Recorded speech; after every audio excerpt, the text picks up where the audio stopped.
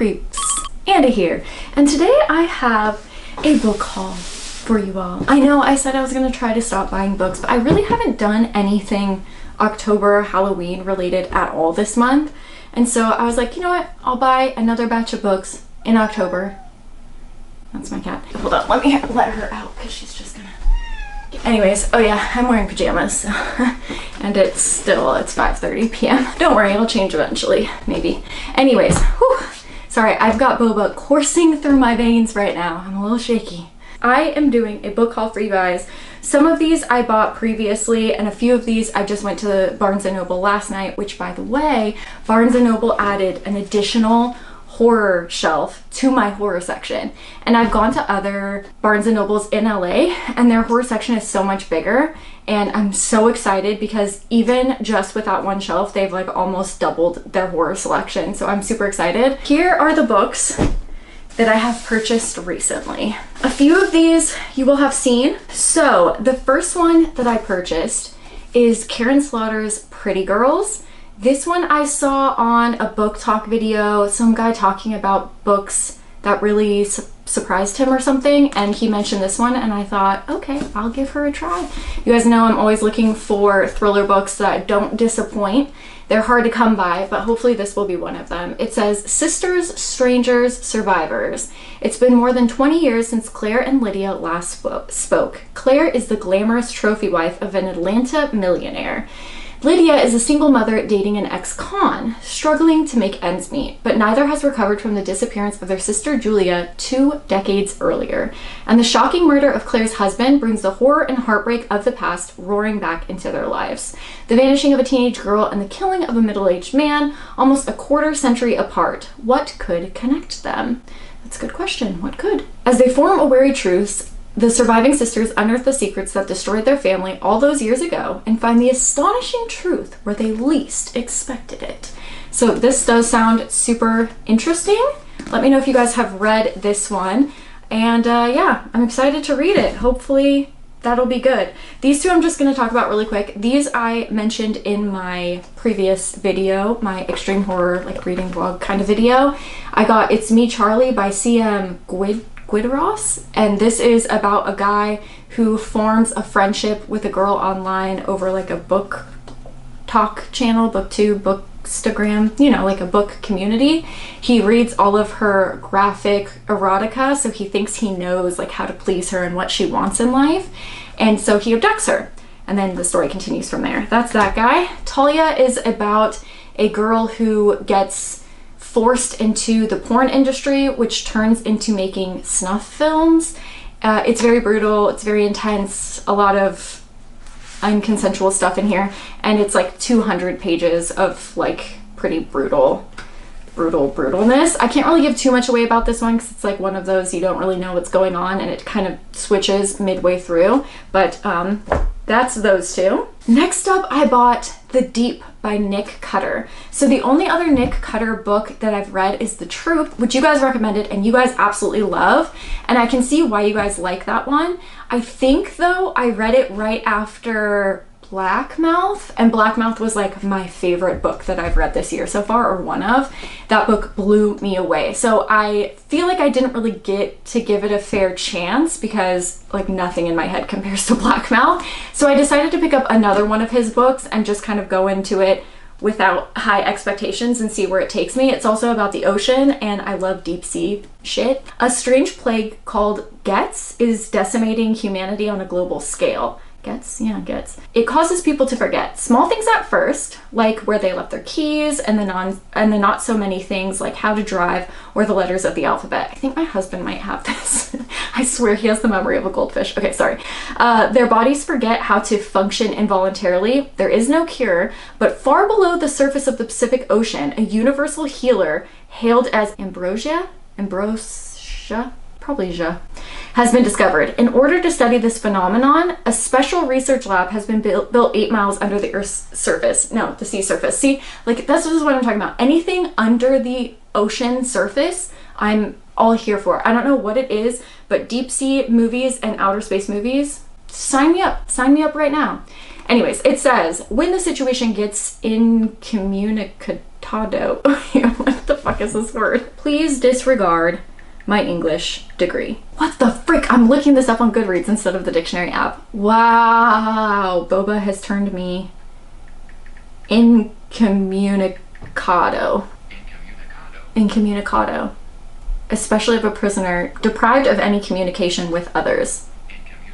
Incommunicado. I don't know that I've ever heard that word before. Interesting.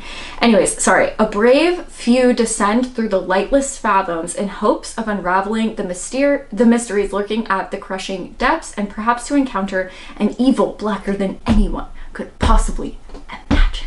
This sounds right up my alley. I'm really freaking excited for that. This one I got is My Heart is a Chainsaw. This is by Stephen Graham Jones, and this writer I've seen everywhere. A lot of people talk about his books. He has like quite a few really popular ones, and this one I've seen everywhere too.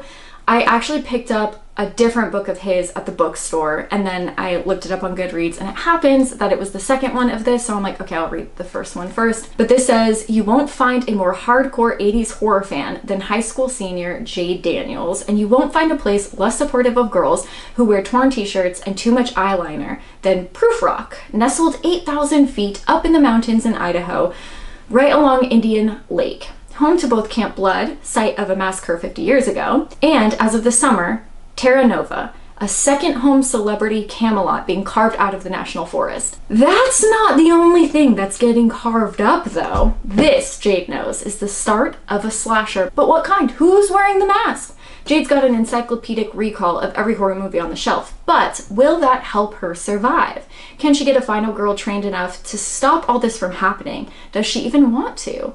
Isn't a slasher exactly what her hometown deserves? This novel explores the changing landscape of the West through Stephen Graham Jones's distinct voice of sharp humor and prophetic violence. I thought it was going to be very different. So yeah, if this is just like a horror movie slasher in book form, all here for it. Let me know if you guys have read this one, because I know that that one's another popular guy.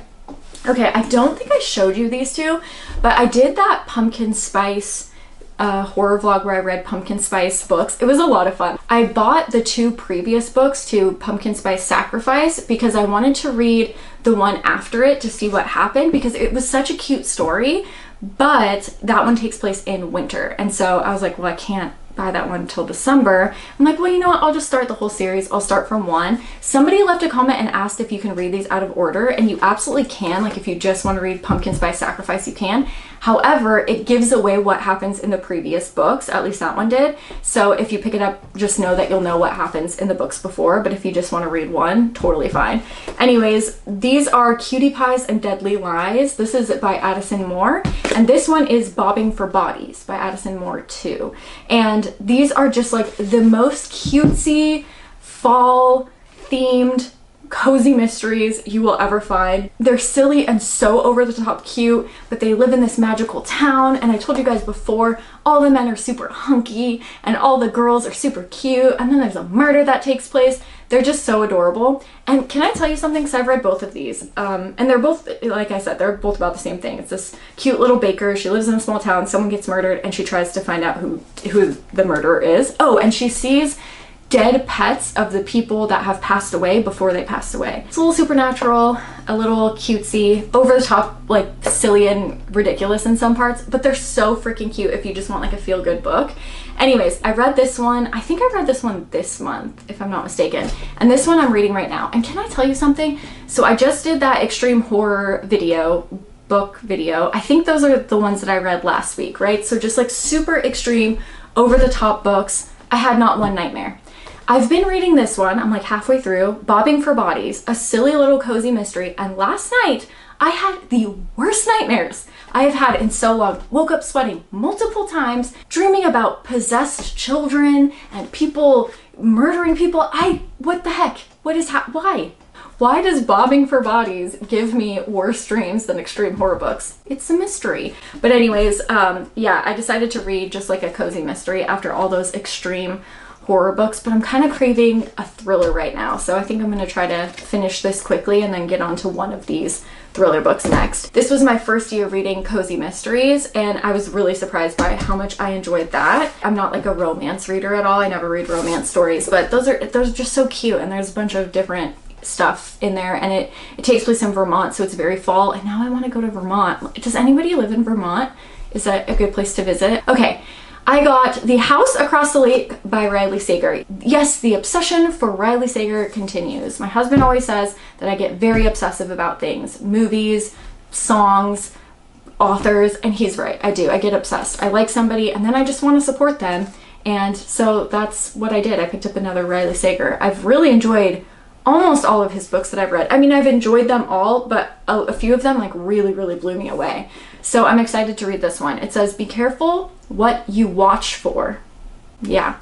Casey Fletcher, a recently widowed actress trying to escape a streak of bad press, has retreated to the peace and quiet of her family house lake in Vermont. It's a sign. Armed with a pair of binoculars, oh god, that scared me. Armed with a pair of binoculars and several bottles of bourbon, she passes the time watching Tom and Catherine Royce, a glamorous couple living in the house lake across from them. Living in the house across the lake. Jeez. They made for good viewing. A tech innovator, Tom is powerful, and a former model, Catherine, is gorgeous. One day at the lake, Casey saves Catherine from drowning, and the two strike up a budding friendship. But the more they get to know each other, the longer Casey watches. It's becoming clear that Catherine and Tom's marriage isn't as perfect as it appears. What marriage is?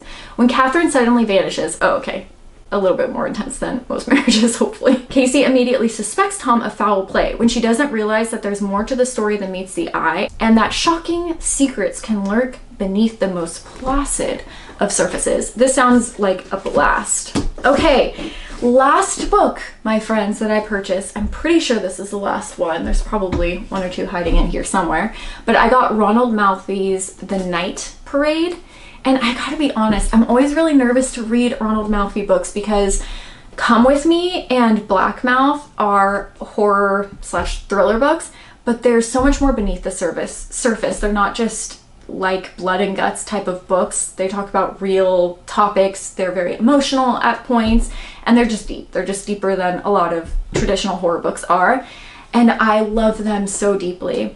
And then I got one of his books that was just a compilation of novellas, and it just did not work for me. It just didn't fill that same Ronald Malfi void, you know? But I feel like what his books bring that other books don't is his personal emotion. When you're reading those books, you can tell that he went through something related to those topics. And Come With Me, he explains why he wrote the story and what had happened to one of his friends that kind of inspired the events of the story. And I just feel like you can feel his pain. And those stories really get to me, you know? So I don't know how this one will be. It doesn't seem as deep as the other ones, but you know, I'm gonna try not to compare it to his previous books. I don't think that that is fair either, so I'm gonna try to just like push Come With Me and Black Mouth out of my head when I'm reading this. But it says, first the birds disappeared, then the insects took over, and the madness began. They call it Wanderer's Folly, a disease of delusion, of daydreams and nightmares, a plague threatening to wipe out the human race. After 2 years of creeping decay, David Arlen woke up one morning thinking that the worst was over. By midnight, he's bleeding and terrified. His wife is dead, and he's on the run in a stolen car with his 8-year-old daughter, who may be the key to the cure. Ellie is a special girl, deep, insightful, and she knows that David is lying to her, lying about her mother, lying about what they're running from, and lying about what he sees when he takes his eyes off the road. So this definitely sounds interesting. It sounds like it could be almost like a psychological type of book. It's in the horror section, but you know, his books kind of descend genres in a lot of ways. So let me know if you guys have read this one. Let me see when this one was published. 2016. Oh, so this is older, I think, than maybe the other books. So I don't know. Let me know how you guys feel about that guy. Otherwise, these are the books that I've recently purchased. I love them. I appreciate them. I appreciate you. Thank you for watching. And yeah, I'll keep you updated on these. If you want to know what I'm reading sooner, then you'll see that on Instagram if you're following me there. I usually show like what I'm reading and cool quotes that I really like from the books that I'm reading. But otherwise, I'm gonna go finish Bobbing for Bodies by Addison Moore and apparently have horrendous nightmares. Thanks for watching. I will see you soon with another horror video. Bye guys. I got nightmares in my head, I fear that the thoughts build up until I can't hear, that my mind fills up into a creature, and it haunts me somewhere much deeper.